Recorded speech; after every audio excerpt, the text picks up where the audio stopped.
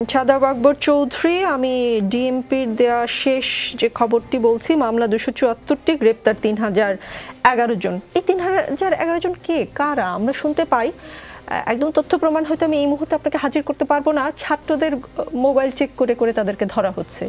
কেন? দেখুন, আমার মনে হয় এটা অতিরঞ্জিত কোনো কিছু একটা হবে, কারণ যাদেরকে ধরা হয়েছে একদম এর ভিতরে যে একজন দুজন কেউ নিরীহ নাই সেটা তো আমি বলতে পারবো না, কারণ আমি তো যেহেতু এর সাথে সংশ্লিষ্ট না।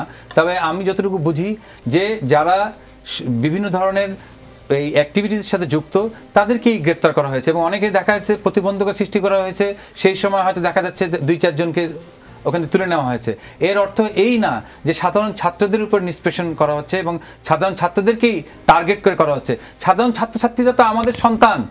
আমরা যদি মনে করি যে ওরা ওদের থেকে আমরা আলাদা এবং ওরা আমাদের শত্রু, সেটাই সবচেয়ে বড় ভুল করা হবে। সেটা আমরা কোনোদিনও আমরা একমত।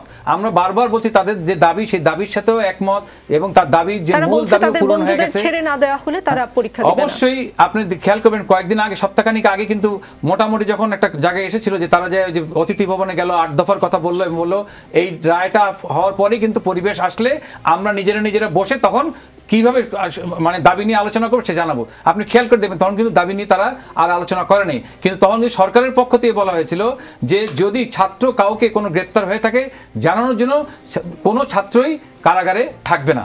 কিন্তু তারপরে কিন্তু একটা কিরম দেখা গেল যে তাদের মধ্যেই কিন্তু সমন্বয়ের অভাব।